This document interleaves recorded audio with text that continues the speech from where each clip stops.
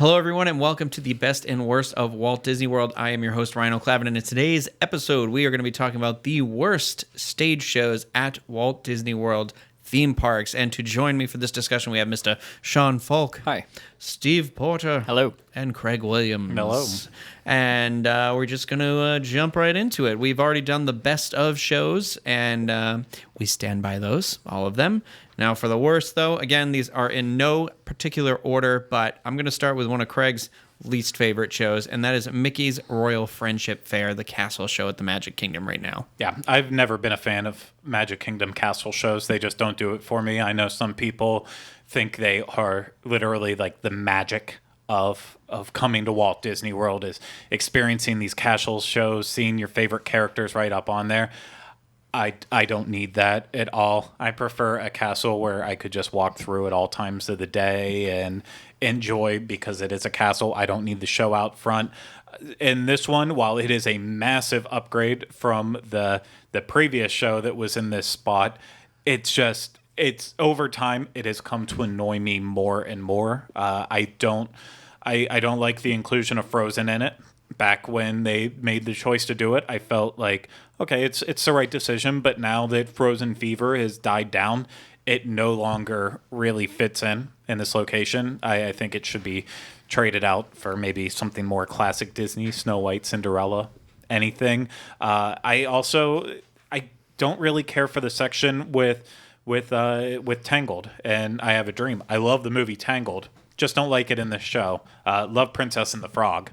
Part that's great, and the theme song kind of annoys me. The one plus of it is I do enjoy that they rotate the show and they have a different costume and for the seasons. For the seasons they have a different costume and kind of like a little ending song based on what season it's in.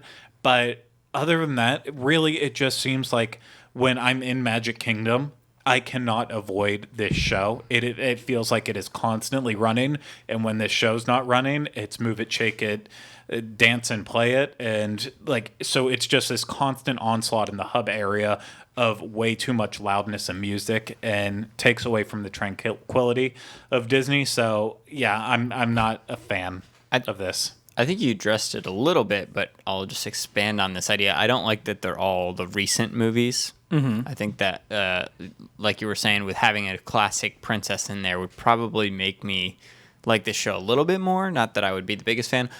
That being said, I also feel like this show falls a little bit under the way, if you watch the last episode about Disney Junior, that maybe this is just not for us because it's meant for littler kids, but I don't know. Maybe I don't know that I believe that about castle shows because if you look at like the Halloween show, that's for everybody. You know, like I think it's since it's performed in what is the main area, the number one like taking a photo of place in Walt Disney World. You know that it should be for everybody. I think and that's part of it. I think that for the marquee show, the main one that's right on your castle, it should be the best show you have to offer. And this just, in my opinion, this just isn't it. It's that classic Disney when you think of like, oh, it's a Disney performance and everyone's just up there lip syncing, and you know, it's not great. It deserves so much better than it should have. I have an issue like with the shows, the castle shows, because they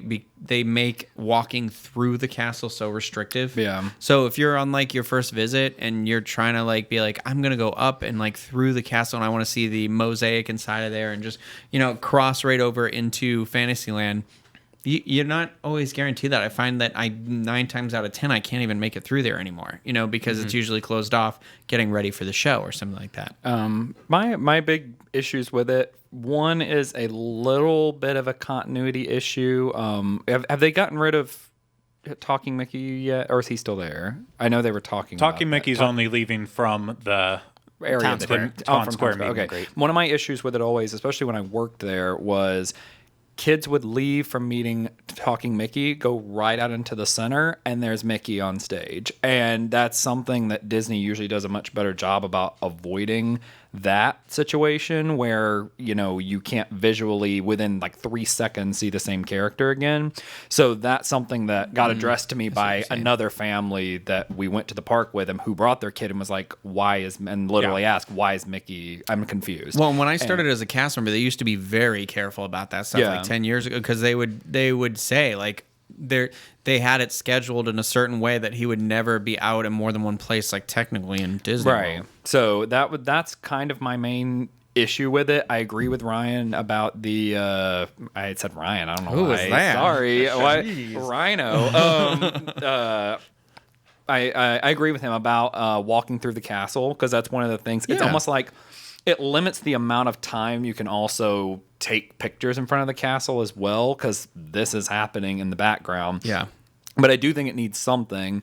It also has Daisy, and I hate her. So I know. We don't like She's Daisy. always so rude. Everything that comes out of her mouth is just disgusting. It really is. Everything she says, I would be really upset if my kid was getting influenced by her. So I just don't like her. I don't like Daisy either, even a little bit. I wish we had an area that was like in Disneyland, how they have the Friendship Fair, like the area where they do their like fairy tale shows. I kind of wish we had something where that was, because it's not like I don't like the idea of these characters coming out doing a show and seeing people singing and dancing. I mean, they're going to do the parade later. Yeah. But it is like what I'm saying. It kind of really puts restrictions on like the photos and what you're doing.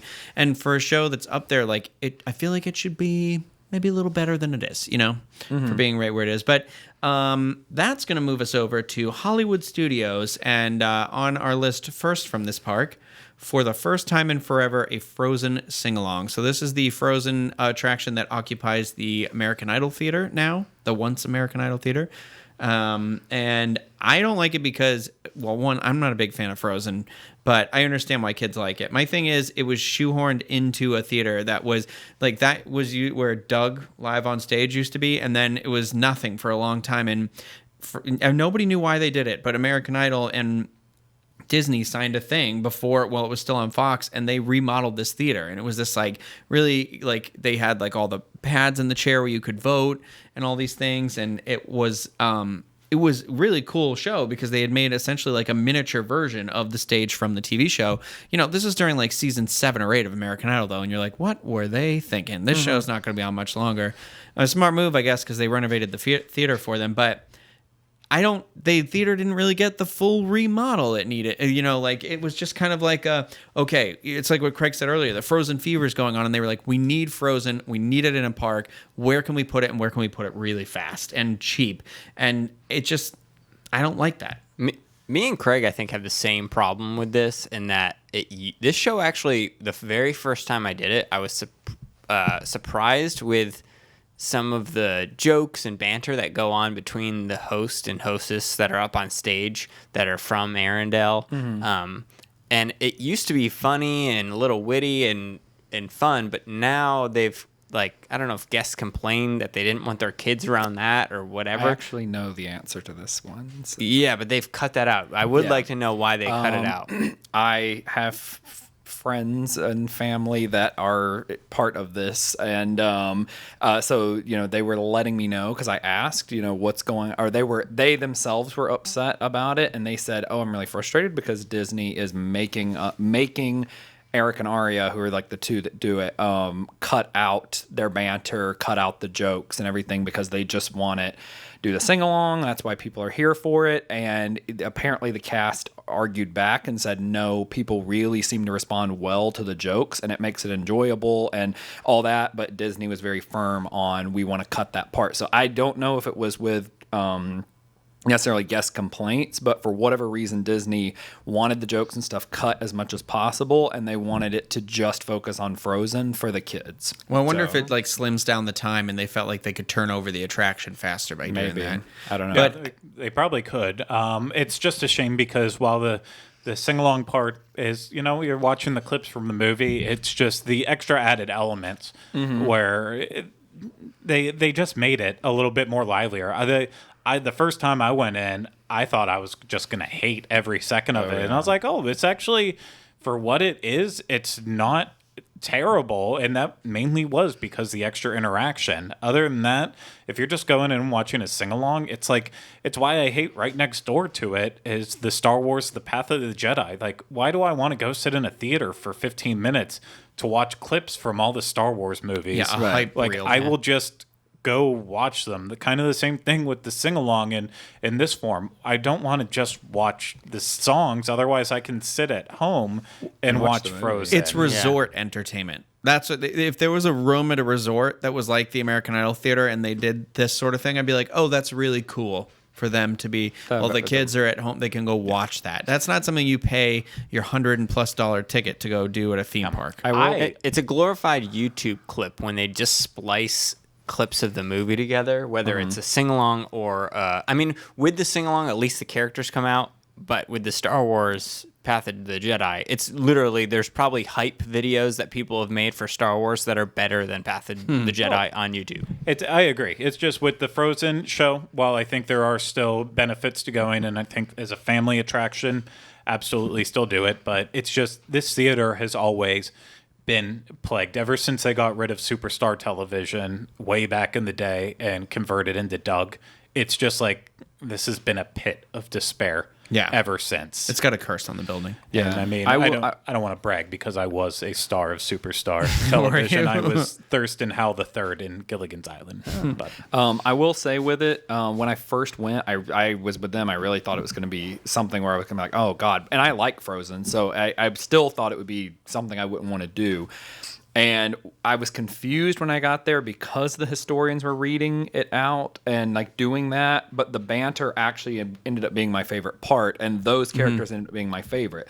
Now that they don't have that, they have no need for those characters. They should have the people they're paying really good money to be Elsa and Kristoff and Anna come out and read this. Like they should be the stars I wish of the they show did now. it like how they did the Disneyland, the fairy tale stuff they do at Disneyland, which is they have the two narrators and then they like the actor, then they have actors who come out and they react, and it makes it, but it's a different experience. It's not just the movie because you have these people and they perform these things, and I don't know, it's funny and it's got humor, and if they did something like that, I'd be on board with that. That's fine.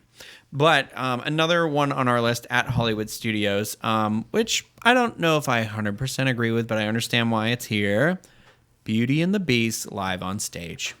this is what I was referring to last week. This thing has aged so terribly, and it's a shame considering after the Beauty and the Beast movie came out last year, the live action one, this should have been ripe for a refresh to keep it up with how popular Beauty and the Beast grew back into. Not that Beauty and the Beast ever lost popularity, but after New Fantasyland opened up and it had that extra renewed interest because of Be Our Guest, Enchanted Tales with Belle, you would have thought that would have been a good time to give it a breath of fresh air too. And then Beauty and the Beast comes out, another time where they could have stimulated a little bit more. This show is still rocking it the same way it was when it first opened, and it is pretty cringy seeing all the costume characters up there. The fact is, it just flat out doesn't make sense when you have a Chip and Mrs. Potts that are nearly the same size completely running agree around with with this. Belle and bigger than Belle. Yeah. I have always taken issue with the fact that Lumiere is 10 feet tall and like all these things, and they're like, oh, we've got to hide. I'm like, okay, well, you're massive. So I've always thought that was weird. I mean, I like the idea of the production, like, is the actual production, like Belle's singing and that sort of stuff. But I do think it could have used some more life. Oh, into it for sure. I mean, the costumes are filthy and disgusting too. Yeah. At this point, like, I don't know how this theater went on so long, but probably because of space issues. Like, this really needed to take a note from the Hyperion Theater at Disney California Adventure. Get closed, get a proper set and all of that, and really embrace it and switch over to like Beauty and the Beast on Broadway. And switch over to that style, put it in there. This show just doesn't. Or they could have put Frozen in there once that started too. They could have literally put anything in. Map. And Like Disneyland. anything but these old crappy costumes that they're still willing out for it. The sound sucks in there when you can hear people screaming on Tower of Terror constantly, and that's just overpowering. It's just all a complete mess. I wish I liked this show because the music is still iconic in Beauty and the Beast, but I think that's what I like it for most is really just the scene where they're doing Kill the Beast and all the fog comes out. And they I do like that. dun, dun, Yeah. and I'm like, ooh, I'm getting into it. for me, I would say that it's when I first saw it on the list that it was on the worst or whatever, I was like, wait, why? Like, I was like, why did they put it on the worst? And because I was like, I like that show. But now that I think about it, especially after last week's episode when we talked about Voyage of the Little Mermaid, when I was surprised that was on the best, Craig brought up the point that Voyage of the Little Mermaid is always full, or maybe Rhino did. I don't remember, but it's always full. No, it was Steve then. Okay, Charles said it. So anyway, that it's always full. And I went to do the Beauty and the Beast stage show about a month ago for the first time in a really long time, and it was pretty dead. Like, we were able to just we wandered in and picked a seat right in the middle, right there. So people aren't going as much as they were, especially even to Voyage of the Mermaid, which is a bigger theater. So I get that as well. What surprises me a little bit too is that like the Guardians of the Galaxy dance off thing that's happening. Why isn't that could have taken over that thing? You know what I mean? It would make more sense in Hollywood Studios than it does in the America Pavilion. Yeah. And I mean, now that I think about it, like once they just brought up these points of like the Hyperion Theater, I remember as a kid seeing Aladdin. That was one of the first things I ever saw when I went. I missed it. And it was just the best thing. For years coming back home, all we talked about in my house was like, remember that Aladdin show at the Hyperion Theater? Now I've been back, it's been replaced with Frozen, and that Frozen show is phenomenal. I love that Frozen show. So I love the Frozen show out there. I don't like it as good as Aladdin, but I really like the Frozen show out in California. I don't know. And the effects and stuff they use at that show, I enjoy it. I do think the theater is awesome. Yeah. The theater itself, the production that they've created there is really so for top-notch. me now, I'm like thinking about it, and I'm like, oh yeah, Beauty and the Beast does need a huge remake. You know, it needs something to liven it up to even put it comparable to what Aladdin was 15 years ago at the Hyperion Theater in California. So Yeah. I also think metal benches in the middle of the Florida summer is just, I know it's shaded a little bit, but it's shaded, but it's still it bleeds in there. What really upset me is last summer I thought it was perfect when they had the Pixar Symphony come in and Yeah, play that was it. nice. That's the only reason I could say keep this theater around. Yeah. But for Beauty and the Beast, no. It's the show has had its time, Run its and course. it is time to just move along from it. Well, and speaking of that, we're moving along onto a show that I don't care for. This is bad because I don't want to see it in person, but it's new at I've seen Animal it. Kingdom. Up, a great bird adventure. Now, the reason why this made the list is because one, birds creep me out a little bit. Not creep me out in nature, like birds, wonderful. My dog likes looking at them, so do I. But I like them at a Birds. distance. Like I don't want to be in an enclosed area where they're flying around, grabbing 20s out of my pockets that I don't even really have. They used to do that in the old show. What was this called? Flights of Wonder? Yeah. Flight of Wonder or Flights of Wonder? I believe that was Flights. Flights, I believe, too, because there were multiple birds. And I saw it. I went and saw it, and I was like, I don't like it. Get the talons away from me. They have large talons. So, you. So I saw the Up show. I will say it's better than Flights of Wonder because they added the characters, and maybe the children will like that. But yeah, it's still basically just that same Flights of Wonder show with a couple changes. And it's not significant of a refurb that I'm like, oh wow, this is now such a great thing. It's just a slightly better version of Flights of Wonder. I'm all for adding characters too, but when it causes these awkward pauses and moments for a show, that also doesn't really help things. And I mean, it is still new, so I will give it that. But I feel like the show wasn't fully rehearsed as much as they should have because it has its awkward moments. Well, yes, and along with that, I was at one of the first shows, and the birds, I think, were relearning some of the routines from before, and the pre-recordings that the characters do, like Doug and the Up characters do in the show, they can't like change. They can't improv because they're just recordings. Yeah. So when the birds aren't like doing what they're supposed to be doing, it's just like you just see like the one host that's the guy with the mic that's like he's like trying to make it work and it doesn't. So I have this issue with, I'm not trying to knock anybody who does it, but birds live for a long time. Okay, they're like a 20-year animal, like 20-year lifespan usually. I think maybe longer, maybe shorter, a little shorter. But I don't like when people take away its one thing that it was supposed to do. Like it's one of those things where I'm like, they shouldn't really be pets. And I know Animal Kingdom's not really like a zoo in the traditional sense, but like animals in captivity kind of don't really rub me the same way they used to when I was younger. And so like birds, especially whenever birds are like, its life is to just be here to perform for us. Like, was it a rescue bird? Did they rehabilitate it? I don't know the whole story, but it already puts me off from that right away. Well, I mean, all these birds, just like most of the animals that you see on the safari and stuff, they'd probably be extinct if they were just left out on their own accord. So I'm okay with that. The thing with Giraffes would be extinct. Someone's going to start killing giraffes. Once all the elephants are gone, they're going to have to move on to the next valuable thing. They're going to be. Haven't you ever seen giraffe skin stuff? Woof. But back to the birds. I think there's just two ways to really handle birds, and they have a very good version of it in front of Tree of Life. Usually, I think it's right around noon. Yeah. Where you can get close to the birds. They have a person who works at Animal Kingdom out there explaining about them, and then they do their flight, which is super awesome when you see them all take off at the same time and go around.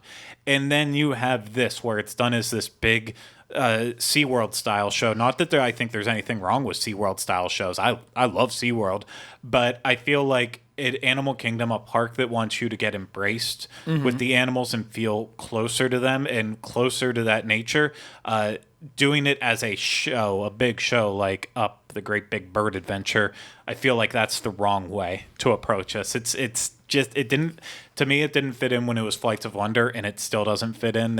It needs to be more up close with the animals, in my opinion. Does Kevin even come out during the show? no. All right, so then that leaves us with our last show on this list, and that is Star Wars: A Galaxy Far, Far Away from Hollywood Studios. Now, I honestly would maybe put the March of the First Order on here too, but that doesn't technically isn't a stage show. It's more of a parade. Yeah, but I do. In a 2-second stage show. I'm not. Don't mean to say I don't like when I come into Hollywood Studios and the march, that Imperial March theme is playing and you see the stormtroopers and Captain Phasma. That's really cool. Like that is really cool. The whole thing though, where they get up on stage and it's like, what is going on here, is weird.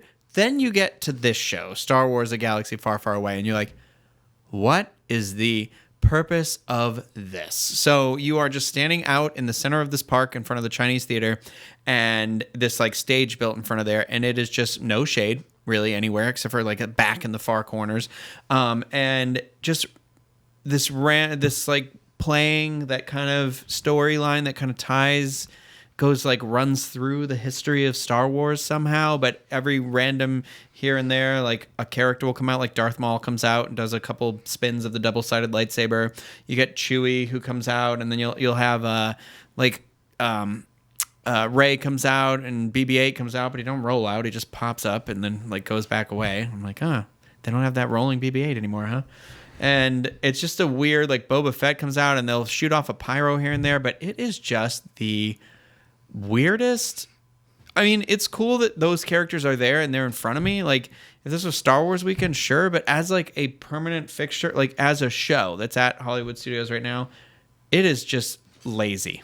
No, it's not cool that they're right out there in front. As a massive Star Wars fan, I would rather meet these characters. Oh, and all 100%, meet and greet 100%, yeah. Than have to stand out and watch this show. It's you get to watch clips from the movie. It's another hype reel, and you get to see the characters. But it was so thrown together. They knew that they had to fill the gaps in between what they currently had with just Star Tours and what they were going to have with Star Wars Galaxy's Edge. So they came up with a fireworks show that I do enjoy. Yeah, I But, think the fireworks show's good. you have to get there to the end of the night for that. And then they throw in the launch bay, which is still just pretty much a big waste of space. More like You launch have besides the meet and greet area there, it's a waste of space. Then you have March of the First Order, and you have this show, and it is Disney being cheap with it when they don't have to. They already proved that with an event like with Star Wars weekends, where all you have to do is have the accessibility to meet these characters throughout the park. I wish they Fans just would be roamed. thrilled with that. Yeah. If they just like walked out like how characters just kind of appear at Disneyland or something. I really don't mean to keep throwing it back to Disneyland, but their character interactions work on a completely different system than ours. But it just or make more room in the launch bay so it's not just Kylo Ren, what is it, Chewie and Darth Vader, right? Well, Or is Darth Vader, not there. he was replaced by Kylo Ren. So is it just Chewie and Kylo Ren right now? Yes. Even then, the Chase Visa Jeez. thing, when you get to meet an extra one, it's Kylo Ren. Yeah. So if you just met him, like then you go to your There's Chase Visa and it's BB-8. him You again. can still meet BB-8 in there too. Oh, yeah. BB-8 replaced the video game area. Yeah. But which is cool. But I'm like, okay, well, more of them. I can see that Rey comes out. Why not put her in there with BB-8? And the same thing too. People love not Jango Fett. Darth Maul.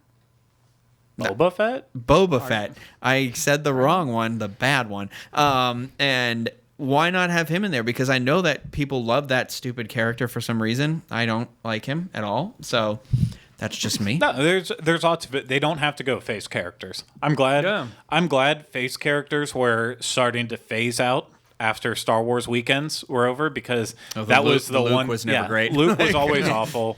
It just, they have never been good at casting live action or real live people. Yeah. For the face characters with it. I don't think any of the Reys are good. They're not. Doesn't mean they're not beautiful girls. They are, but they don't look anything like Daisy Ridley. Yeah. And when you're playing video clips all throughout the day of Daisy Ridley here and there, and then you have one who comes out and looks nothing like her, like, way to just take you right out of the moment right then and there. But Star Wars is built up of all these characters that aren't real living human people, that you can put people in costumes and wheel them out for it, and they just don't. And it seems like such a missed opportunity still.